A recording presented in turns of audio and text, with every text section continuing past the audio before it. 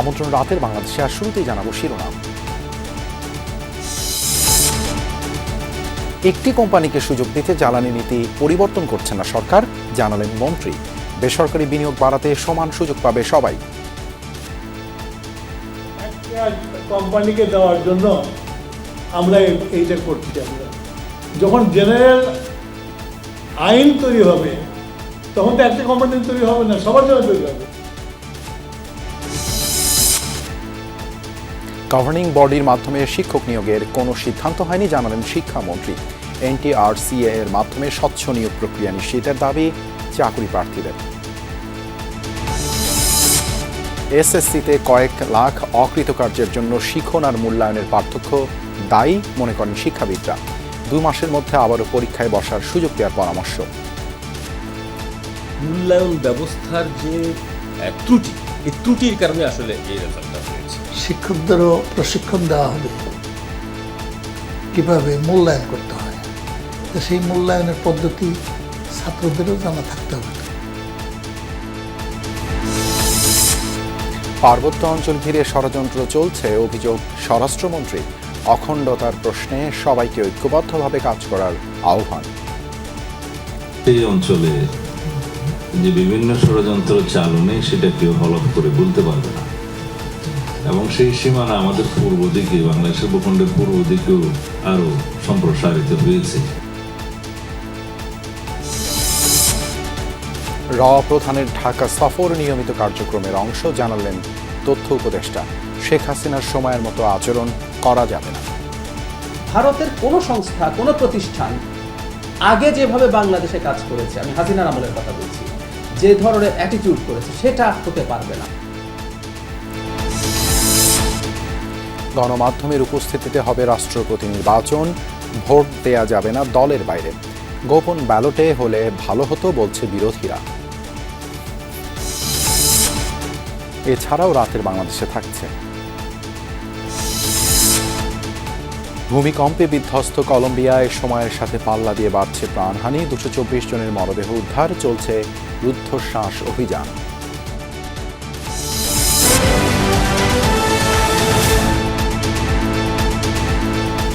এতক্ষণ শিরোনাম দেখছিলেন, আপনাদের সঙ্গে আছি আমি দেবাশিস রঞ্জন সরকার। জ্বালানি খাতে বেসরকারি বিনিয়োগ টানতে চায় সরকার, তবে সেটি কোনো বিশেষ কোম্পানিকে সুবিধা দিয়ে নয়, সুযোগ পাবে সবাই। সকালে FERBর সেমিনারে এমন মন্তব্য করেন বিদ্যুৎ ও জ্বালানি মন্ত্রী ইকবাল হাসান মাহমুদ। এ সময় চলমান জ্বালানির সংকট নিয়ে দুঃখ প্রকাশ করেন প্রতিমন্ত্রী অনিন্দ্য ইসলাম। জানান, আগামীতে ব্যবসায়ীদের LPG আমদানি করে দেবে সরকার। জ্বালানি তেল আমদানি, পরিবহন ও বিপণনে একচেটিয়া দাপট রাষ্ট্রায়ত্ত বাংলাদেশ পেট্রোলিয়াম কর্পোরেশন BPCর। ব্যবসা পরিচালনা হয় 8টি কোম্পানির মাধ্যমে, নিয়ন্ত্রণ করে পরিশোধন ও পাইপলাইনে তেল আমদানিও। তবে মধ্যপ্রাচ্যের সংকটের ফলে কয়েক মাস আগে জ্বালানি তেলের সংকট শুরু হলে বিপত্তি বাধে। বেসরকারি খাতে রিফাইনারি দিয়ে পরিস্থিতি সামাল দেওয়া যায় কিনা সেজন্য নীতি পরিবর্তনের কাজ শুরু করে সরকার। এই সিদ্ধান্তের সমালোচনায় মুখর সামাজিক মাধ্যম। আসে নির্দিষ্ট কোম্পানিকে সুবিধা দেওয়ার অভিযোগও। মঙ্গলবার FERBর সেমিনারে বিদ্যুৎ ও জ্বালানি মন্ত্রী বলেন, অর্থ সংকট সামাল দিতেই এই উদ্যোগ। আমাকে অনেকেই বলে যে ভাই ফেসবুক দেখেন না, খামাখা দেখে এগুলা উদ্ভট কথাবার্তা বলে দেখেন না, যে একটা কোম্পানিকে দেওয়ার জন্য আমরা এইটা করছি। আমরা যখন জেনারেল আইন তৈরি হবে তখন তো একটা কোম্পানি তৈরি হবে না, সবার জন্য তৈরি হবে। এ সময় প্রতিমন্ত্রী জানান, মাতারবাড়িতে নতুন LNG টার্মিনাল নির্মাণের জমি চূড়ান্ত হয়েছে। দাম নিয়ন্ত্রণে LP গ্যাসের বাজারেও হস্তক্ষেপ করবে সরকার, তবে চলমান গ্যাস সংকট সমাধানে সময় লাগবে। আপনার কাছে যদি টাকা থাকে তাও আপনি রাতারাতি LNG ইম্পোর্ট বাড়াতে পারবেন না, কারণ আপনার সে অবকাঠামো নেই। সত্য কথাটি হচ্ছে, অঙ্কের হিসেবে এটি 30 মাস থেকে 36 মাসের আগে একটা FSRU ফাংশন করা কিন্তু রিয়েলি চ্যালেঞ্জিং। এ সময় বিশ্লেষকরা দেশীয় কয়লা উত্তোলনে রাজনৈতিক অবস্থান স্পষ্ট করার তাগিদ দেন। অভিযোগ, গত কয়েক বছরে গ্যাস উত্তোলনে বাপেক্সের সক্ষমতা বেড়েছে শুধুই কাগজে কলমে। 11% রেসিডেন্সিয়াল, এটার মধ্যে সবাই জানে এর মধ্যে অর্ধেক হচ্ছে চুরি, পিলফারেজ, ইলিগাল লাইন। এত দাম দিয়ে আমরা পারছি না আনতে, তাও যদি আমি চুরি অ্যালাউ করি তাহলে তো চলবে না। আমাদের কয়লাটা আমরা বলেছি উই শুড এক্সামিন দ্যাট, আমরা আমাদের কয়লাটা ব্যবহার করতে পারি কিনা সেটা আমরা দেখতে পারি। ওটা ইঞ্জিনিয়ারিং সলিউশনস আছে, রিস্ক আছে, সেই রিস্কটাকে আমরা রিজনেবল সিচুয়েশনের মধ্যে পড়ে কিনা সেটা আমরা এক্সামিন করতে পারি। যে কয়লা যে দামে বড় পুকুরিয়ার কাছ থেকে কিনছে, সেই কয়লা সেই মহেশ্বরে সেই ওজনে কেন দাম বাদ দিলাম, সেই ওজন এবং সেই মহেশ্বরে কেন পিডিবি কিনবে না? পরে এইটা করেছে, কিন্তু 5 লক্ষ টন কয়লা যে পানি বিক্রি করে নিয়ে গেছে, চাইনিজ কোম্পানি কিভাবে নিল, এরা কিভাবে করলো, সেইটা তারা নিষ্পত্তি করলো না। নীতি নির্ধারকরা জানান, আগামীতে সারা দেশে ওপেক্স মডেলে সোলার বিদ্যুৎ ছড়িয়ে দেওয়ার উদ্যোগ নেওয়া হয়েছে। সেদিন আমি বলবো যে তৌহিদ হোসেন, যমুনা নিউজ, ঢাকা। বাংলাদেশে বিনিয়োগের অনুকূল পরিবেশ রয়েছে। বিদেশি বিনিয়োগকারীদের সব ধরনের সহযোগিতা করতে সরকার প্রস্তুত বলে জানিয়েছেন প্রধানমন্ত্রী তারেক রহমান। সচিবালয়ে American chamber of commerce in Bangladesh AmCham-এর প্রতিনিধি দলের সৌজন্য সাক্ষাতের সময় প্রধানমন্ত্রী এ কথা জানান। সচিবালয়ে মন্ত্রিপরিষদ বিভাগের সভাকক্ষে এই সাক্ষাৎ অনুষ্ঠিত হয়। AmCham বাংলাদেশের পক্ষে সংগঠনটির সভাপতি ও মাস্টারকার্ডের ভাইস প্রেসিডেন্ট সৈয়দ মোহাম্মদ কামালের নেতৃত্বে 8 সদস্যের প্রতিনিধি দল সাক্ষাতে অংশ নেয়। AmCham প্রতিনিধিরা প্রধানমন্ত্রীকে জানান, সংগঠনের নতুন কমিটি বাংলাদেশে মার্কিন বিনিয়োগ আকর্ষণ এবং দুদেশের মধ্যে বাণিজ্যিক সম্পর্ক আরও জোরদারে কাজ করছে।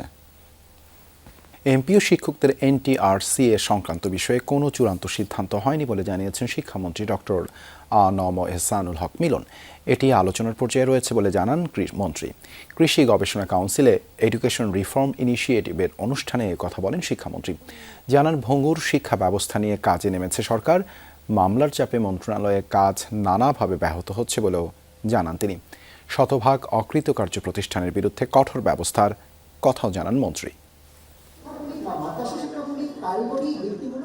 রাজধানীর BARC অডিটোরিয়ামে এডুকেশন রিফর্ম ইনিশিয়েটিভ আয়োজন করে education for a robust economy, skills, languages and global mobility শীর্ষক সেমিনার। অনুষ্ঠানে শিক্ষক নিয়োগের জটিলতা ও NTRCA নিয়ে কথা বলেন শিক্ষামন্ত্রী এহসানুল হক মিলন। তিনি জানান, বিভিন্ন স্তরে প্রায় 1.5 লাখ শিক্ষকের পদ খালি থাকলেও আইনি জটিলতায় নিয়োগ আটকে আছে। শিক্ষক নিয়োগের দায়িত্ব ম্যানেজিং কমিটিকে দেওয়ার কোনো সিদ্ধান্ত হয়নি বলেও জানান তিনি। একটি মিটিংয়ের রেজুলেশনের আলোচনার জায়গাটুকু কেটে কোন গুপ্ত এক লোক মন্ত্রণালয় থেকে আলোচনায় যতটুকু হয়েছে অতটুকু কেটে দিয়েছে, কিন্তু তার নিচে যে রয়েছে মাননীয় মন্ত্রী সেটাকে দেখবেন, পরীক্ষা নিরীক্ষা করবেন, তারপরে সেইটার প্রজ্ঞাপন জারি হবে। সেই জায়গাটি ওই চিঠির মধ্যে রয়েছে, সেই জায়গাটুকু না দিয়ে পত্রিকায় ছাপিয়ে দিল। বিগত সরকারের সময়ে NTRCA-এর নিয়োগ নিয়ে নানা সংকট তুলে ধরেন মন্ত্রী। তারা 12তম থেকে অ্যাপয়েন্টমেন্ট দিতে পারছে না, তাদের বয়স পার হয়ে গিয়েছে। আমি রাস্তায় গাড়ি চালানোর সময় আমার গাড়ির নিচে এসে মাথা দিয়ে দেয়, তাদের বয়স নেই। 18তমতে প্রায় 10,000 শিক্ষককে NTRCA লাইসেন্স দিয়েছে, সার্টিফিকেট দিয়েছে, তাদের চাকরি দেয়নি, তাদেরও বয়স পার হয়ে যাচ্ছে। অপরদিকে 77,000 পোস্ট ভ্যাকেন্ট হয়ে গিয়েছে। অপরদিকে তারা যে অ্যাপয়েন্টমেন্টগুলো দিয়েছিল, ওই নোয়াখালীর এক শিক্ষককে অ্যাপয়েন্টমেন্ট দিয়েছে, কুষ্টিয়া, রংপুরেরটা দিয়েছে, খাগড়াছড়িটা দিয়েছে, লালমনিরহাট। SSC ও সমমানের পরীক্ষার ফলাফল বাস্তব ভিত্তিক হয়েছে বলে উল্লেখ করেন মন্ত্রী। জানান, শতভাগ ফেল করা প্রতিষ্ঠানগুলোর বিরুদ্ধে ব্যবস্থা নেওয়া হবে। একটি প্রতিষ্ঠান সরকারের কাছ থেকে টাকা নেবে, বেতন নেবে, সেই প্রতিষ্ঠান 0 পাবে, এটা কি হতে পারে? নিশ্চয়ই এটা হতে পারে না। আমাদের কাছে তো রয়েছে, আমরা MPO দিচ্ছি শিক্ষকদেরকে। একই অবস্থা আমার হয়েছিল 2001 সালে। তখন হাজার হাজার প্রতিষ্ঠান 0 পেত, পাস করতো না। ক্রমান্বয়ে সেগুলিকে আমি বন্ধ করেছি। এবারও তাই হবে। গুজবে কান না দিয়ে যে কোনো সমস্যার সমাধানে শিক্ষার্থীদের রাজপথ ছেড়ে আলোচনার টেবিলে আসার আহ্বানও জানান শিক্ষামন্ত্রী। আমি শিক্ষার্থীদের বলবো, আমরা দায়িত্ব নিয়েছি তোমাদের জন্য, আমরা কাজ করছি তোমাদের জন্য, ভেবে শুনে আন্দোলন করো। তাজনুর ইসলাম, যমুনা নিউজ, ঢাকা। এদিকে NTRCA-এর মাধ্যমে স্বচ্ছ নিয়োগ প্রক্রিয়া নিশ্চিত করা এবং 1 সপ্তাহের মধ্যে নবম শিক্ষক নিয়োগ বিজ্ঞপ্তি প্রকাশের দাবিতে প্রেস ক্লাবে মানববন্ধন করেছেন চাকরি প্রার্থীরা। সকালে জাতীয় প্রেস ক্লাবের সামনে এই কর্মসূচিতে NTRCA কার্যকর ভূমিকা রাখতে না পারলে সরকারি কর্ম কমিশন বা পিএসসির মাধ্যমে নিয়োগ প্রক্রিয়া স্থানান্তরের দাবি জানান আন্দোলনকারীরা। মানববন্ধনে বক্তারা বলেন, দীর্ঘ প্রায় ৩ বছর ধরে ১৯তম নিবন্ধন বা নবম নিয়োগ বিজ্ঞপ্তি প্রকাশ না করায় চরম অনিশ্চয়তা আর বেকারত্বের মধ্যে দিন কাটাচ্ছেন হাজার হাজার চাকরি প্রত্যাশী। মেধা ও যোগ্যতার ভিত্তিতে শিক্ষক হওয়ার অধিকার নিশ্চিত করতে কোনো ধরনের পরিচালনা কমিটির মধ্যস্থতা ছাড়াই এনটিআরসি এর মাধ্যমে সরাসরি স্বচ্ছ নিয়োগের দাবি জানান তারা।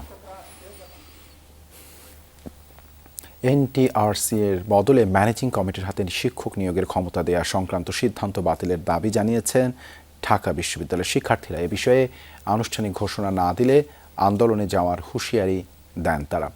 শিক্ষা মন্ত্রণালয়ের এই সিদ্ধান্ত বাতিলের দাবিতে ডাকসুর আহ্বানে ঢাকা বিশ্ববিদ্যালয়ের ডাকসুর সামনে ছাত্র জমায়েত ও বিক্ষোভ করেন শিক্ষার্থীরা। তাদের অভিযোগ, মেধার ভিত্তিতে এনটিআরসির মাধ্যমে শিক্ষক নিয়োগের পরিবর্তে ম্যানেজিং কমিটির হাতে নিয়োগের ক্ষমতা দেয়া হলে নিয়োগ বাণিজ্যের সুযোগ তৈরি হবে। শিক্ষার্থীরা বলেন, সিদ্ধান্ত নিয়ে শিক্ষামন্ত্রী এটিকে গুজব বললেও এমন সিদ্ধান্ত নেওয়া হবে না সেটি স্পষ্ট করেননি। অনতিবিলম্বে সিদ্ধান্ত বাতিলের আনুষ্ঠানিক ঘোষণা না দিলে আন্দোলনের মাধ্যমে দাবি আদায়ের হুঁশিয়ারি দেন তারা। নিয়োগ বাণিজ্য করার সুযোগ করে দেওয়ার জন্য আবারও শিক্ষক নিয়োগ এনটিআরসির হাত থেকে তুলে নিয়ে ম্যানেজিং কমিটির হাতে দিতে যাচ্ছে। এর থেকে লজ্জাজনক সিদ্ধান্ত 24 পরবর্তী বাংলাদেশে আর হতে পারে না। শিক্ষার্থীদের যা শেখানো হয়েছে তার ভিত্তিতে মূল্যায়ন হয়নি বলেই এসএসসি ও সমমানে অকৃতকার্য হয়েছে লাখ লাখ শিক্ষার্থী। এমন মন্তব্য শিক্ষাবিদদের। এসব শিক্ষার্থীদের 1 বছর সময় নষ্ট না করে 2 মাসের মধ্যে আবারও পরীক্ষায় বসানোর চিন্তা করা যেতে পারে বলে মত তাদের। শিক্ষাবিদরা মনে করেন, ছাত্রছাত্রীদের মূল্যায়নের দর্শন কী হওয়া উচিত তা ঠিক না করলে এমন অকৃতকার্যের হার ভবিষ্যতে আরও বাড়বে। আলামিন হক অহনের প্রতিবেদন। মাধ্যমিক ও সমমান পরীক্ষায় এবার পাশ করতে পারেনি 6,90,608 জন পরীক্ষার্থী। 312 প্রতিষ্ঠানে ফেল করেছে সবাই। ফেল স্টুডেন্টরা করে নেই, ফেল আমরা করেছি। যারা শিক্ষা নিয়ে কাজ করি, নীতি নির্ধারণ করি, কারিকুলাম বানাই, পাঠ্যপুস্তক বানাই, শিক্ষক নিয়োগ দেই, ওভারঅল সিস্টেমটাকে যারা আমরা অপারেট করি, এটা আসলে আমাদের ফেলিওর। শিক্ষা জীবনের 10 বছর শিক্ষার্থীদের প্রতি যত্নবান হওয়া গেলে এই অবস্থা হতো না বলে মত শিক্ষাবিদদের। সবাই হয়তো নির্দিষ্ট মানদণ্ড উতরে যেতে পারবেন না, কিন্তু শিক্ষার্থী ভেদে মূল্যায়নের ভিত্তি কেমন হবে তার সুনির্দিষ্ট নীতিমালা দরকার। আমি শুনলাম শিক্ষকদেরও প্রশিক্ষণ দেওয়া হবে কিভাবে মূল্যায়ন করতে হয়। তো সেই মূল্যায়নের পদ্ধতি ছাত্রদেরও জানা থাকতে হবে, তো যাতে তারা ভালো করে লিখতে পারে। আমাদের যে মূল্যায়ন ব্যবস্থার যে ত্রুটি, এই ত্রুটির কারণে আসলে এই রেজাল্টটা হয়েছে। আমরা জানি না প্রশ্ন কীভাবে করতে হয়।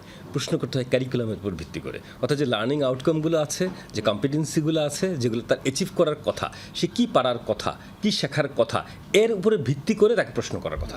আমরা প্রশ্ন করে ফেলতেছি আমরা কন্টেন্ট বেসড প্রশ্ন। তো যার কারণে কারো যদি কোনো কন্টেন্টটা পড়া থাকে সে ভালো করে, অথবা কমন পড়ে সে ভালো করে। প্রশ্ন উঠেছে শিক্ষা প্রতিষ্ঠানগুলোর শিক্ষকদের দায়বদ্ধতা নিয়েও। মেধাবী, দক্ষ আর আগ্রহীদের শিক্ষক হিসেবে আনতে না পারার খেসারত দিতে হচ্ছে শিক্ষার্থীদেরকেও। সকল ক্ষেত্রে জাতির সেরা মেধাবী, আগ্রহী, দক্ষ, যোগ্যদের শিক্ষকতায় নিয়োজিত করা দরকার। সারা দুনিয়াতে এটাই হয়। তাদের বেতন কাঠামো থেকে শুরু করে সামাজিক মর্যাদা থেকে শুরু করে সকল জায়গায় কিন্তু তারা উপরের লেভেলে থাকে। যারা পাশ করতে পারল না তাদের 1 বছর নষ্ট না করে দ্রুত পরীক্ষায় বসানো যায় কিনা সেটি নিয়েও ভাবা দরকার বলে মনে করেন শিক্ষাবিদরা। এদেরকে নিয়ে কি কোনো ব্যাকআপ প্ল্যান আছে? যে ওরা এখন ফেল করলো, এবার ফেল করলো, যে দেখা গেল যে 1 সাবজেক্ট 2 সাবজেক্টে ফেল করেছে, তা আমি তাহলে কি করব? আমি তাকে ওই 2 সাবজেক্টে সে ফেল করেছে, তাকে কি 2 মাস পরে আবার পরীক্ষা তার জন্য আমি নিচ্ছি? আমি আমার মেকানিজমটা কি? আমি কি তাকে একবারে বাতিল করে দিলাম? তো এই পুরো বিষয়টা নিয়ে আমাদের আসলে পলিসিগতভাবে কোনো নীতিমালা, যে আমরা যে বারবার যে বলি যে শিক্ষার জন্য একটা নীতিমালা, এই নীতিমালাটা না থাকার কারণেই কিন্তু এই সমস্যাগুলো হচ্ছে। জানান, পুরো শিক্ষা ব্যবস্থায় পরিবর্তন না আনলে পাশ ফেল নিয়ে যে সংকট তৈরি হচ্ছে তার সাময়িক সমাধান হলেও আখেরে ভুগতে হবে জাতিকেই। গত 25-30 বছর বিশেষ করে মাধ্যমিক শিক্ষা নিয়ে অনেক পরীক্ষণ হয়েছে। সেই পরীক্ষণ খুব একটা কাজে আসেনি। যেমন সৃজনশীল প্রশ্ন আমরা জানি এর কোনো সুবিধা হয়নি। আল আমিন হক অহন, যমুনা নিউজ, ঢাকা। পার্বত্য অঞ্চল ঘিরে বিভিন্ন রাজনৈতিক তৎপরতা ও ষড়যন্ত্র চলছে বলে অভিযোগ করেছেন স্বরাষ্ট্রমন্ত্রী সালাউদ্দিন আহমদ। বাংলাদেশের প্রেক্ষাপটে আদিবাসী পরিচয় অপ্রাসঙ্গিক শীর্ষক আলোচনা সভায় এই অভিযোগ করেন তিনি। বলেন, সবাই বাংলাদেশের অধিবাসী, কেউ আদিবাসী হবে না। এ সময় বক্তারা বাঙালি অবাঙালি বিভক্তি নয়, সবাই বাংলাদেশি, অখণ্ডতার প্রশ্নে সবাইকে ঐক্যবদ্ধভাবে কাজ করার আহ্বান জানান। মিয়ানমার এবং আফগানিস্তান এই দুইটা জায়গাতে অনুষ্ঠিত হলো বাংলাদেশের প্রেক্ষাপটে আদিবাসী পরিচয় অপ্রাসঙ্গিক শীর্ষক গোলটেবিল বৈঠক। এর আয়োজন করে Chittagong hill tracts research foundation. আমি একজন গণমাধ্যম কর্মী হিসেবে গোলটেবিল বৈঠকে রাজনৈতিক নেতারা বলেন, রাষ্ট্র পুনর্গঠনে একসাথে কাজ করতে হবে। বাঙালি অবাঙালি বিভক্তি নয়, সবাই বাংলাদেশি। অখণ্ডতার প্রশ্নে সবাইকে ঐক্যবদ্ধভাবে কাজ করার আহ্বান জানান নেতারা। বাঙালি অবাঙালির এই বিভক্তি চাই না। আমরা সবাই বাংলাদেশি জাতি হিসেবে, কেউ বাঙালি, কেউ চাকমা, কেউ মারমা। প্রতিবেশী যে কোনো রাষ্ট্র যদি মনে করে যে পাহাড়কে তারা উত্তাল করবে, পাহাড়কে নিয়ে চক্রান্ত করবে, সেই চক্রান্ত বিএনপি সরকার মোকাবেলা করতে পারবে। পার্বত্য চট্টগ্রাম ও বাংলাদেশ, এটা আমাদের অংশের আলাপ আসতেছে কেন? সাবেক চিফ প্রসিকিউটর তাজুল ইসলাম পার্বত্য চট্টগ্রামকে যুদ্ধক্ষেত্রে পরিণত না করার আহ্বান জানান। রাজনীতিবিদদেরকে বুঝতে হবে এবং পার্বত্য চট্টগ্রাম সমস্যার সমাধান একবারের জন্যই করতে হবে। বারবার এটা যুদ্ধক্ষেত্রে পরিণত করা যাবে না। বাংলাদেশের জনমিতি ও জাতি গঠনের ইতিহাসকে পূর্ব নির্ধারিত বয়ান দিয়ে ব্যাখ্যা করা যাবে না। বসতি, মিশ্রণ, সংস্কৃতি বিনিময়, বিবর্তনের ধারাকে গুরুত্ব দেওয়ার তাগিদ দেন তথ্যমন্ত্রী। অভিবাসী মনোযোগ দিয়ে এই জনমিতিকে বোঝা যায় না। এই জনমিতিকে বুঝতে চাইলে ন্যাচারালাইজেশনের যে ইভলিউশনের ধারা, সেই ধারা সম্পর্কে সমাজ বিজ্ঞানের যে মৌলিক জ্ঞান তা আমাদেরকে অবশ্যই রাখতে হবে। স্বরাষ্ট্রমন্ত্রী বলেন, ধর্মীয় ও সাংস্কৃতিক মূল্যবোধ রক্ষা করা হবে। আদিবাসী নয়, সবাইকে বাংলাদেশের অধিবাসী হওয়ার আহ্বান জানান তিনি। বিভেদগুলোর সৃষ্টির পিছনে কিছু ভিনদেশি উস্কানি এক সময় ছিল। এই সমস্যা শুধু একজনের ভাষণের প্রেক্ষিতে হয় নাই, এবং এখনো সেই অঞ্চলে যে বিভিন্ন ষড়যন্ত্র চালু নেই সেটা কেউ হলফ করে বলতে পারবে না। এবং সেই সীমানা আমাদের পূর্ব দিকে, বাংলাদেশের ভূখণ্ডের পূর্ব দিকেও আরো সম্প্রসারিত হয়েছে। সেটা বিভিন্ন আন্তর্জাতিক মহল তাদের বিভিন্ন স্বার্থে তারা সেই পরিকল্পনাগুলো করছে। ক্ষুদ্র নৃগোষ্ঠী সহ পাহাড় ও সমতলের সব জাতিগোষ্ঠী রাষ্ট্রের কাছে সমান। মনস্তাত্ত্বিক বিরোধ তৈরি না করে সে অনুযায়ী শাসন ব্যবস্থা গড়ে তুলতে হবে বলেও মনে করেন সংস্কৃতি প্রতিমন্ত্রী। সমস্ত জাতি গোষ্ঠী মিলে যে একক একটা সত্তা তৈরি হয়, সেটাকে আমরা একটা জাতীয়তাবাদী সত্তা বলছি। লামিয়া তিথি, যমুনা নিউজ, ঢাকা। ভারতীয় গোয়েন্দা সংস্থা র এর প্রধান পরাগ জৈনের বাংলাদেশ সফর স্বাভাবিক বলে মন্তব্য করেছেন প্রধানমন্ত্রীর তথ্য উপদেষ্টা। জানান, ভারতীয় কোনো সংস্থা বা প্রতিষ্ঠান ক্ষমতাচ্যুত শেখ হাসিনার সময়ে যেভাবে বাংলাদেশে কাজ করেছে তা আর পারবে না। ডক্টর জাহিদুর রহমান বলেন, বাংলাদেশের সাথে সম্পর্ক ভালো করতে হলে ভারতকেই অনুকূল পরিবেশ সৃষ্টি করতে হবে। এ সময় তিনি দণ্ডপ্রাপ্ত আসামিদের দ্রুত ফেরত পাঠানোর উপর জোর দেন।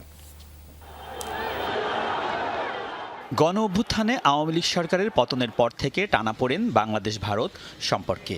তবে বিএনপি সরকার গঠনের পর এক্ষেত্রে কিছুটা বরফ গলতে শুরু করে।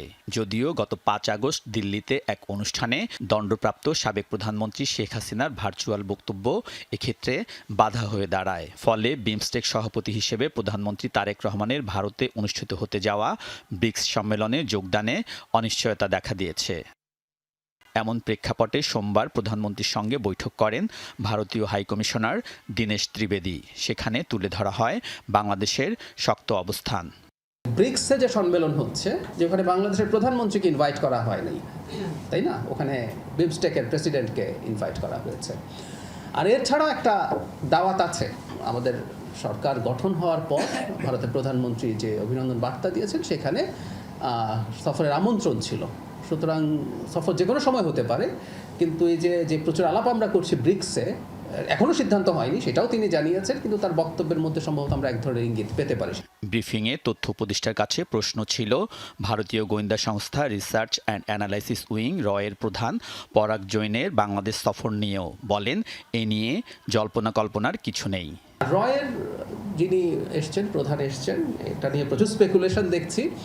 তিনি চায়না থেকে ঢাকায় এসছেন। যেমন আমাদের যিনি গোয়েন্দা প্রধান আছেন তিনি তো ভারতে গিয়েছিলেন, তিনিও ভারতে গেছেন, তিনিও সফর করেছেন। ভারতের অন্তত বক্তব্যে আমরা এই আলাপটা এখন দেখছি, তারা জনগণের সাথে সম্পর্কে কথা বলছেন।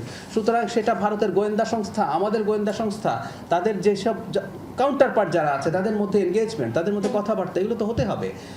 ব্যাপারটা হচ্ছে এই, ভারতের কোনো সংস্থা, কোনো প্রতিষ্ঠান আগে যেভাবে বাংলাদেশে কাজ করেছে, আমি হাসিনার আমলের কথা বলছি, যে ধরনের অ্যাটিটিউড করেছে সেটা হতে পারবে না। তথ্য উপদেষ্টা ক্ষমতাচ্যুত সাবেক প্রধানমন্ত্রী শেখ হাসিনা ও ক্রিকেটার সাকিব আল হাসানের ফেরার ঘোষণা নিয়েও কথা বলেছেন। জানান, গণতান্ত্রিক দেশে বিভৎস অপরাধীও সাংবিধানিক অধিকার পাবেন। ভালো খেলোয়াড় হতে পারেন, উনি একজন নষ্ট পচে যাওয়া মানুষ, যে মানুষ হাসিনার সাথে অ্যালাইন্ড হয় এবং এখনও অ্যালাইন্ড থাকেন। হাসিনাও যদি বাংলাদেশে আসেন, পূর্ণ নিরাপত্তার সাথে তিনি আসবেন, পূর্ণ নিরাপত্তার সাথে তিনি বিচারিক প্রক্রিয়ায় যাবেন, পূর্ণ অধিকার ভোগ করবেন বিচারিক প্রক্রিয়ায়। প্রধানমন্ত্রী তথ্য উপদেষ্টা বলেন, বাংলাদেশের সাথে সম্পর্ক এগিয়ে নিতে হলে ভারতকেই অনুকূল পরিবেশ তৈরি করতে হবে, প্রত্যর্পণ করতে হবে দণ্ডপ্রাপ্ত আসামিদের। আমাদের ভবিষ্যৎ সম্পর্কে যে রিয়াল অ্যালাইনমেন্টের আলাপ আমরা করছি, সেটার অনুকূল পরিবেশ ভারতের দিক থেকে আসলে তৈরি করতে হবে। আলমগীর স্বপন, যমুনা নিউজ, ঢাকা। বন্ধ থাকা রাষ্ট্রায়ত্ত 3টি পাটকল পুনরায় চালুর লক্ষ্যে বেসরকারি 2 প্রতিষ্ঠানের কাছে লিজ দিয়েছে সরকার। মঙ্গলবার প্রধানমন্ত্রী তারেক রহমানের উপস্থিতিতে বাংলাদেশ জুট মিলস কর্পোরেশনের সঙ্গে প্রাণ আরএফএল গ্রুপের ও হ্যামকো গ্রুপের এই সংক্রান্ত চুক্তি স্বাক্ষর হয়। চুক্তি অনুযায়ী সিরাজগঞ্জের জাতীয় জুট মিলস লিমিটেড ও খুলনার star jute mills limited lease নিয়েছে প্রাণ আরএফএল গ্রুপ, আর platinum jubilee jute mills limited lease নিয়েছে হ্যামকো গ্রুপ। চুক্তিতে বিজেএমসির পক্ষে সংস্থাটির chairman brigadier general Mohammad Kabir Uddin Shikder স্বাক্ষর করেন। প্রাণ আরএফএল গ্রুপের পক্ষে কোম্পানির সচিব আমিনুর রহমান এবং হ্যামকো গ্রুপের পক্ষে ব্যবস্থাপনা পরিচালক এটিএম মোস্তফা চুক্তিতে স্বাক্ষর করেন। মিল 3টি চালু হলে কমপক্ষে 11,629 জনের কর্মসংস্থান সৃষ্টি হবে এবং প্রায় 619 কোটি টাকা বিনিয়োগ হবে। প্রতিষ্ঠানগুলোর সম্ভাব্য বার্ষিক টার্নওভার হবে প্রায় 1,175 কোটি টাকা। এ সময় আরও উপস্থিত ছিলেন বস্ত্র ও পাট মন্ত্রী খন্দকার আব্দুল মুক্তাদির, প্রতিমন্ত্রী শরীফুল আলম। মুক্তিযুদ্ধের বিরোধীদের বীরত্বের নয়, দালালি করার ইতিহাস আছে বলে মন্তব্য করেছেন বিএনপির সিনিয়র যুগ্ম মহাসচিব রুহুল কবির রিজভী। বলেন, স্বাধীনতার পরও সুযোগ সুবিধার আশায় জামায়াত ফ্যাসিস্ট ও স্বৈরাচারের সাথে মিশেছিল। স্বাধীনতা বিরোধী জামায়াতের ঔদ্ধত্যপূর্ণ বক্তব্য ও কর্মকাণ্ড শিরোনামে বিক্ষোভ মিছিল করে জাতীয়তাবাদী মুক্তিযোদ্ধা দল। ডিআরইউ থেকে শুরু হওয়া মিছিল নয়াপল্টনে এসে শেষ হয়। পরে সংক্ষিপ্ত সমাবেশে বিএনপির সিনিয়র যুগ্ম মহাসচিব রুহুল কবির রিজভী বলেন, জামায়াতের চাপে 2008 সালের পাতানো নির্বাচনে অংশ নিয়েছিল বিএনপি, যার পরিণতি ভোগ করতে হয়েছে জাতিকে। এ সময় জামায়াতের সমালোচনা করে বিএনপির এই নেতা আরও বলেন, জনগণের ভোটে নির্বাচিত সরকারের বিরুদ্ধে বিরোধী দল ষড়যন্ত্রের অংশ হিসেবে নানা ইস্যু তৈরির চেষ্টা করছে। এদের বীরত্বের ইতিহাস নাই, শুধু আছে দালালির ইতিহাস। স্বাধীনতার পরেও সুবিধাবাদিতা আর দালালি করেছে তারা। স্বৈরাচারী একদলীয় শাসন করেছে আওয়ামী লীগ। ওরা তাদের সাথে এবং তাদের কৃপা পাওয়ার জন্য ওরা সব সময় চেষ্টা করে যায়। আদিবাসী স্বীকৃতি দেওয়ার মানে পার্বত্য চট্টগ্রাম থেকে বাংলাদেশের সার্বভৌমত্ব হারানো, এমন মন্তব্য করেছেন আন্তর্জাতিক অপরাধ ট্রাইব্যুনালের সাবেক চিফ প্রসিকিউটর তাজুল ইসলাম। বিকেলে গুলশানে বাংলাদেশের প্রেক্ষাপটে আদিবাসী পরিচয়ে অপ্রাসঙ্গিক শীর্ষক আলোচনা সভায় এই মন্তব্য করেন তিনি। বলেন, পার্বত্য চট্টগ্রামের সমস্যা একেবারে সমাধান করতে হবে। এ সময় এনসিপি মুখপাত্র আসিফ মাহমুদ সজীব ভূঁইয়া বলেন, পার্বত্য অঞ্চলে শেখ হাসিনার কিছু চুক্তির জন্য পরিস্থিতি ঘোলাটে হয়েছে, তারপরও সমস্যা সমাধান সম্ভব। বলেন, জাতিগত ভিন্নতা থাকতে পারে, কিন্তু সার্বভৌমত্বের প্রশ্নে এক জায়গায় আসতে হবে।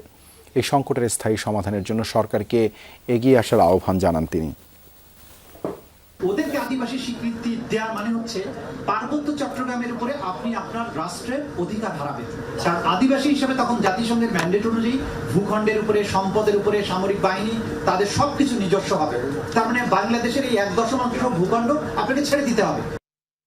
রাষ্ট্রপতি নির্বাচনে দলীয় প্রার্থীর বাইরে ভোট দিতে পারবেন না কোনো সংসদ সদস্য। এক্ষেত্রে ব্যতিক্রম হলে চলে যাবে এমপি পদ, জানিয়েছেন চিফ হুইপ নুরুল ইসলাম মনি। দুপুরে রাষ্ট্রপতি নির্বাচন নিয়ে ইসির সাথে প্রস্তুতি সভা শেষে কথা জানান তিনি। এ সময় বিরোধী দলীয় চিফ হুইপ নাহিদ ইসলাম বলেন, শুধু গণতন্ত্রের স্বার্থেই রাষ্ট্রপতি নির্বাচনে প্রার্থী দেওয়া হয়েছে। এদিকে নির্বাচন কমিশন সচিব জানিয়েছেন, ভোটাভুটি শেষে 20 আগস্টে ফল ঘোষণা করা হবে। সংসদীয় ব্যবস্থায় দ্বিতীয়বারের মতো হচ্ছে রাষ্ট্রপতি নির্বাচন। এর আগে দ্বিতীয় কোনো প্রার্থী না থাকায় ভোটাভুটি হয়নি, তবে এবার প্রার্থী দিয়েছে বিরোধী দলও। 20 আগস্ট এই নির্বাচনে ভোট দেবেন 349 জন সংসদ সদস্য। ভোট সুষ্ঠুভাবে সম্পন্ন করতে মঙ্গলবার ভারপ্রাপ্ত স্পিকারের সভাপতিত্বে প্রস্তুতি সভায় বসে নির্বাচন কমিশন। বৈঠক শেষে ব্রিফিংয়ে বিস্তারিত জানানো হয়। সরকার দলীয় চিফ হুইপ জানান, বিএনপির দলীয় প্রার্থীর নাম ঘোষণা করবেন সংসদ নেতা ও প্রধানমন্ত্রী, তবে দলীয় প্রার্থীর বাইরে কাউকে ভোট দিতে পারবেন না সংসদ সদস্যরা। আমাদের বিএনপি দলীয় প্রার্থী আমরা এখনও সিদ্ধান্ত ফাইনাল করিনি। মাননীয় প্রধানমন্ত্রী তিনি ঘোষণা করবেন। আমাদের দলের থেকে তাকে দায়িত্ব দেওয়া হয়েছে, তিনি সিদ্ধান্ত গ্রহণ করবেন। 70 অনুচ্ছেদ অনুযায়ী যা লেখা আছে তা হলেই দলের সিদ্ধান্তের বাইরে তারা কোনো সিদ্ধান্ত গ্রহণ করতে পারবে না। যদি সিদ্ধান্ত গ্রহণ করে সেক্ষেত্রে তাদের সদস্যপদ বাতিল হবে।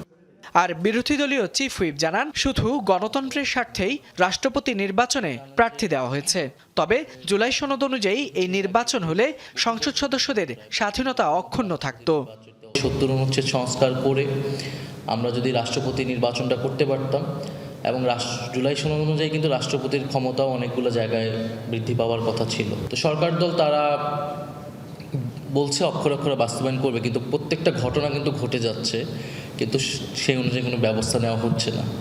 পরে নির্বাচন কমিশনের ব্রিফিংয়ে জানানো হয়, ভোট গ্রহণ চলবে দুপুর 2টা থেকে বিকেল 5টা পর্যন্ত। থাকবে ইসির 20 সদস্যের টিম। ফল ঘোষণা হবে সেদিনই। 20 আগস্ট আপনার ভোটটা হবে দুপুর 2টা থেকে বিকাল 5টা পর্যন্ত। এটা হচ্ছে অধিবেশন কক্ষে 5টার সময় যখন ভোট গ্রহণ শেষ হবে আমরা তাৎক্ষণিকভাবে ওখানে কাউন্টিংটা করব। ওই যে জায়গায় ভোট বাক্সগুলো রাখা আছে ওইখানেই আমরা কাউন্টিংয়ের ব্যবস্থা করা হবে।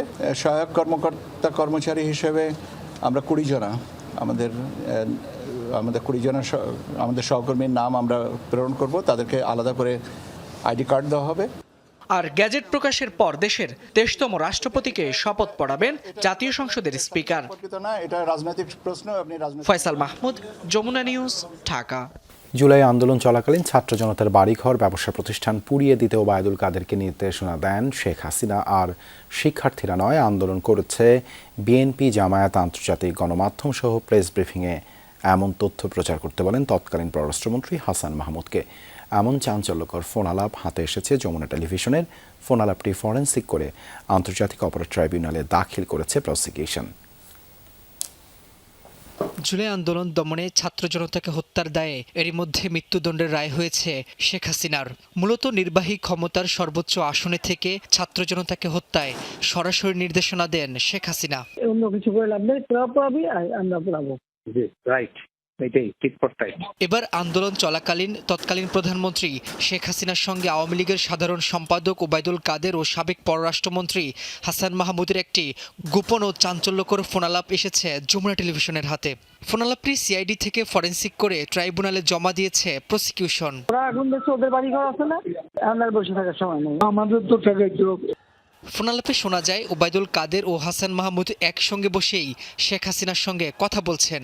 আন্দোলনকারীদের ব্যবসা প্রতিষ্ঠান পুড়িয়ে দিতে শেখ হাসিনা নির্দেশনা দিচ্ছেন, এমনটা শোনা যায় কথোপকথনে। বারবার ওবায়দুল কাদের সাহেবকে বলছেন যে তুমি আমাদের নেতাকর্মীকে বলে দাও যারা যারা এই আন্দোলনে সহিংসতা করছে বলে আমাদের কাছে নিয়ে আসে তাদের বাড়িঘর খুঁজে খুঁজে, তাদের ব্যবসা প্রতিষ্ঠান খুঁজে খুঁজে আগুন লাগিয়ে দাও। এটা শেখ হাসিনার সরাসরি নির্দেশ। র্যাব ও বিজিবির হেলিকপ্টার দিয়ে আন্দোলন ছত্রভঙ্গ করতে শেখ হাসিনা নির্দেশনা দিয়েছিলেন, সেই তথ্য মিলে কথোপকথনে। মাঠে না থাকলে পুলিশ ওরা পারবে না, আর এমনি র্যাব পুলিশ হেলিকপ্টার দিয়ে ওখানে করবে। শিক্ষার্থীরা নয়, আন্দোলন করছে বিএনপি, জামায়াত। আন্তর্জাতিক গণমাধ্যম আর প্রেস ব্রিফিংয়ে এমন তথ্য প্রচার করতে সাবেক পররাষ্ট্রমন্ত্রী হাসান মাহমুদকে নির্দেশনা দেন তৎকালীন প্রধানমন্ত্রী। নেতাকর্মীদেরকে দিয়ে রাষ্ট্রীয় স্থাপনা পড়িয়ে দেওয়া এবং আন্দোলনকারীদের উপরে দায় চাপানো। প্রসিকিউশন বলছে তাদের এই ফোনালাপ জুলাইয়ের মানবতা বিরোধী অপরাধের একটি অকাট্য প্রমাণ, যা ট্রাইব্যুনালে দাখিল করেছে প্রসিকিউশন। ওবায়দুল কাদেরকে জিজ্ঞাসা করছেন যে তুমি কি জেলায় জেলায় ফোন করেছো, তুমি কি উপজেলায় উপজেলায় ফোন করেছো? প্রত্যেকটি জেলায় এবং উপজেলায় ফোন করে নেতাকর্মীদেরকে প্রস্তুত থাকতে বলো আন্দোলন প্রতিহত করার জন্য। এইভাবে আওয়ামী লীগ রাজনৈতিক সিদ্ধান্ত নিয়ে এই আন্দোলন দমনে আন্দোলনকারীদের হত্যা করেছে, তাদের উপর নির্যাতন করেছে। জুলাই হত্যাকাণ্ডে ওবায়দুল কাদের সহ 7 জনের মামলায় এখন পর্যন্ত 14টি ফোনালাপ দাখিল করেছে প্রসিকিউশন। রাব্বি হোসেন, যমুনা নিউজ, ঢাকা। পোলট্রি শিল্প ছাগল সংক্রামক রোগ প্রতিরোধে এভিয়ান ইনফ্লুয়েঞ্জা ও গোট পক্সের ভ্যাকসিন দেশি উৎপাদনের পথে এগোচ্ছে বাংলাদেশ। প্রাণী সম্পদ গবেষণা ইনস্টিটিউটের উদ্ভাবিত এই 2 ভ্যাকসিনের সিড হস্তান্তর করা হয়েছে প্রাণী সম্পদ অধিদপ্তরের কাছে। এর মাধ্যমে বাণিজ্যিক উৎপাদনে গেলে বছরে 1000 কোটি টাকা সাশ্রয় হতে পারে বাংলাদেশের, মনে করেন মৎস্য ও প্রাণী সম্পদ মন্ত্রী আমিনুর রশিদ। বলেন, এখন দেশের ল্যাবেই উৎপাদন হবে ভ্যাকসিন দুটি। পোলট্রি শিল্পের কারণে কম দামে ও সহজে আমিষ পাচ্ছে দেশের মানুষ। এক্ষেত্রে বড় বাধা রোগবালাই, বিশেষ করে এভিয়ান ইনফ্লুয়েঞ্জায় আক্রান্ত হলে মুরগির ডিম উৎপাদন 14 থেকে 70% কমে যায়। এর প্রভাব পড়ে খামারির আয়, ডিম মাংস সরবরাহ ও খাদ্য নিরাপত্তায়। এ ধরনের রোগ প্রতিরোধে ভ্যাকসিন আমদানির জন্য 2024-25 অর্থবছরে সরকারকে খরচ করতে হয়েছে 900 কোটি টাকার বেশি। অন্যদিকে ছাগলের সংক্রামক রোগ গোট পক্সে আক্রান্ত হয়ে কম বয়সী ছাগলের মৃত্যুহার প্রায় 100%। এতে ক্ষতির মুখে পড়ছে খামারিরা। পোলট্রি ও ছাগলের জন্য সংক্রামক এসব রোগ প্রতিরোধে দেশীয় স্ট্রেইন ব্যবহার করে এভিয়ান ইনফ্লুয়েঞ্জা ও গোট পক্সের 2টি ভ্যাকসিন উদ্ভাবন করেছে প্রাণী সম্পদ গবেষণা কেন্দ্র BLRI। বাণিজ্যিকভাবে উৎপাদনের জন্য ভ্যাকসিন সিট তুলে দেয়া হলো প্রাণী সম্পদ অধিদপ্তরকে। এভিয়ান ইনফ্লুয়েঞ্জা একটি অত্যন্ত মারাত্মক রোগ এবং ভাইরাস জনিত রোগ। এটা আমরা বিদেশ থেকে ওদিন আমদানি করতাম। এটা আজকে গ্রহণ করার পর আমরা এটা তৈরি করে মাঠ পর্যায়ে প্রয়োগ করার পরে এফিকেসি স্টাডি করার পরে ইমপ্যাক্ট স্টাডি করার পরে দেন আমরা কমার্শিয়াল এটা মাঠ পর্যায়ে ছাড়বো আর কি। এবং গোট পক্স একই অবস্থা, যদি গোট পক্স মুক্ত করতে পারি তাহলে খামারিরা ইকোনমিক্যালি অনেক স্ট্রং হবে। মৎস্য ও প্রাণী সম্পদ মন্ত্রী বলছেন, এ ধরনের উদ্ভাবন দেশের প্রাণী সম্পদের জন্য গর্বের, যা প্রাণীজ আমিষের ঘাটতি মোকাবিলা সহ অর্থনীতিতেও বড় ভূমিকা রাখবে। আজকে যে উদ্ভাবন এখানে এসেছে এটা নিঃসন্দেহে অনেক অনেক অনেক প্রশংসনীয়। এই ভ্যাকসিন অত্যন্ত গুরুত্বপূর্ণ ব্যাপার, বাট আমরা এটাকে আমাদের আগে 100% ইম্পোর্ট হতো। আগামী দিনগুলিতে আমরা আমাদের ল্যাবেই বা আমাদের ফ্যাক্টরিতেই প্রোডাকশন করার প্রস্তুতি নিচ্ছি। মন্ত্রী বলেন, সরকার এমন গবেষণায় গুরুত্ব দিচ্ছে, এক্ষেত্রে অর্থের সংকট হবে না। গভর্নমেন্ট যত টাকাই খরচ হোক, গভর্নমেন্ট নিজে এটা কন্ট্রোল করার প্রস্তুতি নিচ্ছে এবং আমাদের প্রচুর ল্যান্ড আছে, ল্যাব আছে, সম্পূর্ণ ল্যাব আছে, অত্যন্ত আধুনিক ল্যাব আছে। আমিনুর রশিদ বলেন, শুধু খাদ্য নয়, নিরাপদ খাদ্যেও স্বয়ংসম্পূর্ণ হতে চায় বাংলাদেশ। সেই লক্ষ্যে নানা পদক্ষেপ নিচ্ছে সরকার। ইনশাল্লাহ আমরা এগিয়ে যেতে সক্ষম হব। আলমগীর স্বপন, যমুনা নিউজ, ঢাকা। বাংলাদেশের সর্বোচ্চ পর্যায়ে বৈঠকের বার্তা নিয়ে দিল্লি গিয়ে প্রধানমন্ত্রী নরেন্দ্র মোদীর সঙ্গে দেখা করেছেন ঢাকায় নিযুক্ত ভারতীয় হাই কমিশনার দীনেশ ত্রিবেদী। এ সময় ভারত ও বাংলাদেশের দীর্ঘদিনের ও বহুমুখী সম্পর্ক আরও শক্তিশালী করার বিষয়ে তিনি প্রধানমন্ত্রীর পরামর্শ ও দিক নির্দেশনা চান। দুই দেশের মানুষের স্বার্থকে গুরুত্ব দিয়ে এই সম্পর্ক আরও এগিয়ে নেওয়ার বিষয়ে তাদের মধ্যে আলোচনা হয়। এর আগে সোমবার দুপুরে প্রধানমন্ত্রী তারেক রহমানের সঙ্গে প্রথম সৌজন্য সাক্ষাৎ এবং স্বরাষ্ট্রমন্ত্রী সালাউদ্দিন আহমেদের সঙ্গে বৈঠকের পর বিকেলেই দিল্লির পথ ধরেন দীনেশ ত্রিবেদী। বিমস্টেকের চেয়ারপারসন হিসেবে ব্রিক্স সম্মেলন এবং দ্বিপক্ষীয় সফর দুটোতেই প্রধানমন্ত্রী তারেক রহমানকে ভারত সফরের আমন্ত্রণ জানানো হয়েছে।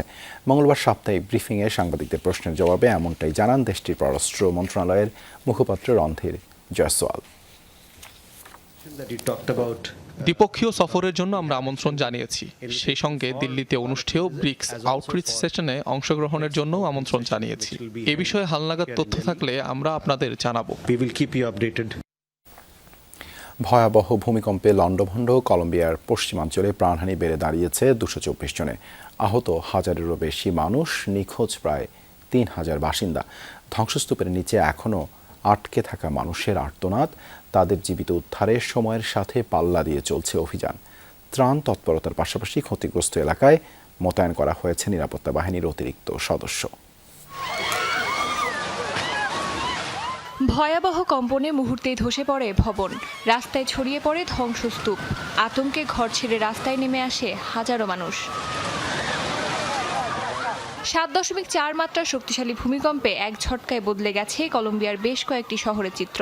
সোমবার স্থানীয় সময় সকাল 7:34 অনুভূত হয় শক্তিশালী ওই কম্পন। গভীরতা ছিল 103 কিলোমিটার। কেন্দ্র ছিল পশ্চিমাঞ্চলীয় চোকো প্রদেশের সান হোসে দেল পালমার গ্রামের কাছে। ভূমিকম্পে ধসে পড়ে বহু ভবন, ফাটল ধরে ঝুঁকিপূর্ণ অবস্থায় শতাধিক স্থাপনা। শক্তিশালী কম্পন অনুভূত হয় পশ্চিম কলম্বিয়ার বিস্তীর্ণ এলাকায়। সবচেয়ে বেশি ক্ষতিগ্রস্ত দেশটির কফি উৎপাদনকারী অঞ্চল হিসেবে পরিচিত পেরেইরা ও আশেপাশের এলাকা। ক্ষতিগ্রস্ত হয়েছে ম্যানিজালেস, কুইবদো ও মেডেলিন সহ আরও কয়েকটি শহর। ধ্বংসস্তূপে আটকা পড়াদের উদ্ধারে সময়ের সঙ্গে পাল্লা দিয়ে কাজ করছেন উদ্ধারকর্মীরা। শহরের বেশ কয়েকটি অংশ ক্ষতিগ্রস্ত। হাসপাতাল ও স্কুলে বড় ধরনের কাঠামোগত ক্ষতি হয়েছে। ফায়ার সার্ভিস সহ জরুরি বিভাগ তৎপর উদ্ধার কাজে। ধ্বংসস্তূপের নিচে কেউ জীবিত আছেন কিনা খুঁজে দেখা হচ্ছে। এখনো ধ্বংসস্তূপের নিচে আটকে থাকা 4 জনকে উদ্ধারের চেষ্টা করছি। সেখানে একটি ছোট কুকুরও আছে। আমাদের বিশ্বাস কুকুরটি এখনো বেঁচে আছে। আমরা আশাবাদী মানুষগুলোকে নিরাপদে বের করে আনতে পারবো। উদ্ধার কাজে যোগ দিয়েছেন স্বেচ্ছাসেবী ও স্থানীয় বাসিন্দারাও। ধ্বংসস্তূপে স্বজনদের খুঁজছেন কেউ, আবার কোথাও চলছে জীবিতদের উদ্ধারের মরিয়া চেষ্টা। ভেতরে আটকে পড়া মানুষটি কারোর স্বজনও। এমন পরিস্থিতিতে উদাসীন থাকা যায় না, সবাইকে এগিয়ে আসতে হবে। ক্ষয়ক্ষতি ব্যাপক, বহু মানুষ আহত হয়েছেন, কয়েকজনের মৃত্যুর খবরও পেয়েছি। আমাদের সবার উদ্ধার কাজে সহযোগিতা করা উচিত। 1 দশকেরও বেশি সময়ের মধ্যে কলম্বিয়ায় আঘাত হানা সবচেয়ে শক্তিশালী এই ভূমিকম্প। ক্ষয়ক্ষতির মাত্রা নিয়ে বাড়ছে উদ্বেগ। দেশজুড়ে জারি করা হয়েছে জরুরি অবস্থা। অস্মিতা বিশ্বাস, যমুনা নিউজ। অস্ট্রেলিয়ার আগে আসায় কন্ডিশনের সাথে মানিয়ে নিয়েছে বাংলাদেশ। প্রতিপক্ষের বড় নাম নিয়ে ভাবছে না দল, সেরাটা দিতেই মুখিয়ে আসছে ক্রিকেটাররা, বলছেন বাংলাদেশের ফিল্ডিং কোচ আশিকুর রহমান মজুমদার। মঙ্গলবার অনুশীলন করেছে বাংলাদেশ। জিম্বাবুয়ের কাছে পরাজয় আর প্রস্তুতি ম্যাচে ব্যর্থতা ভুলে মূল ম্যাচে চোখ এই টাইগার কোচের। রৌদ্রোজ্জ্বল ডারউইনে দুপুর 2টায় বাংলাদেশের অনুশীলন। মাঠে এসে সবার আগে উইকেট দেখতে গেলেন তাসকিন আহমেদ। এরপর একে একে মুশফিক, লিটনরা ঘাস ছুঁয়ে বোঝার চেষ্টা করলেন এবার কোন পরীক্ষা দিতে হবে মারারা ক্রিকেট গ্রাউন্ডে। দেখতে দেখতে ডারউইনে প্রায় 10 দিন কাটিয়েছে বাংলাদেশ দল। প্রায় এশিয়ান কন্ডিশন হওয়ায় খুব একটা সমস্যা হওয়ার কথা না ক্রিকেটারদের। টাইগার ফিল্ডিং কোচও বললেন বাংলাদেশ দল পুরোপুরি প্রস্তুত অজিদের বিপক্ষে লড়াই করতে। কন্ডিশন আসলে এটা আমাদের মনের ভিতরেই। আমি যত কুইকলি পৃথিবী যে কোনো জায়গাতেই যত কুইকলি আমি অ্যাডাপ্ট করতে পারবো, এটা নিজের জন্য ভালো। আগেই এসেছে এখানে এবং প্লেয়াররা এটার সাথে অ্যাডাপ্ট করার চেষ্টা করছে এবং অনেকটা হয়ে গেছে। আমি বলবো যে 90% অ্যাডাপ্টেবিলিটি হয়ে গেছে ওদের। প্রতিপক্ষের স্কোয়াডে Mitchell Starc, Pat Cummins, Josh হ্যাজেলউডদের মতো বিশ্বসেরা বোলিং লাইন আপ, যাদেরকে নিয়ে চিন্তার ভাঁজ কপালে পড়তে পারে ব্যাটারদের। তবে বড় নাম নিয়ে মোটেও ভাবছে না দল, বললেন ফিল্ডিং কোচ। খেলাটা হলো আপনার কুকাবুরা বলে, এখানে নামের কোনো পরিচয় নেই। আর আপনারা দেখবেন আমাদের প্লেয়াররা অনেক এক্সপিরিয়েন্স, অনেক দিন ধরে টেস্ট ক্রিকেট খেলছে এবং তারা জানে কাকে কিভাবে কখন মোকাবেলা করতে হয় এবং কিভাবে ক্রিকেটটা খেলতে হয়। জিম্বাবুয়ের বিপক্ষে সবশেষ অ্যাওয়ে টেস্টে 3 দিন পূর্ণ হওয়ার আগেই পরাজয়। প্রস্তুতি ম্যাচেও অস্ট্রেলিয়া একাদশের বিপক্ষে ভরাডুবি। তবে অতীত ইতিহাস না ঘেঁটে ম্যাচেই মনোযোগ দিতে চান টাইগার ফিল্ডিং কোচ। আমি আসলে বলবো যে সামনে থাকানোই ভালো, যে পিছনে কি যেটা পাস্ট হয়ে গেছে। আলহামদুলিল্লাহ, দেখা যাক সামনে কি হয়। প্রতিপক্ষের বড় বড় নাম নিয়ে মোটেও চিন্তিত নন ক্রিকেটাররা। সেই সঙ্গে মাঠে এখন সেরাটা দেওয়াই লক্ষ্য। তবে সেই সেরাটা ডারউইনে কতটুকু দিতে পারবে, অতীত অভিজ্ঞতা, অতীত পরিসংখ্যান সব ছাপিয়ে বাংলাদেশের লক্ষ্য এখন মাঠে সেরাটা দেয়া, সেটাই বলেছেন ফিল্ডিং কোচ। তবে সেই মাঠে শক্তিশালী অস্ট্রেলিয়ার বিপক্ষে সেরাটা দিয়ে কতটা ভালো বাংলাদেশ করতে পারবে সেটা এখন বড় প্রশ্ন। হাসান আল মারুফ, যমুনা স্পোর্টস, ডারউইন, অস্ট্রেলিয়া। এই ছিল রাতের বাংলাদেশে। এতক্ষণ আমাদের সাথে থাকার জন্য ধন্যবাদ সবাইকে।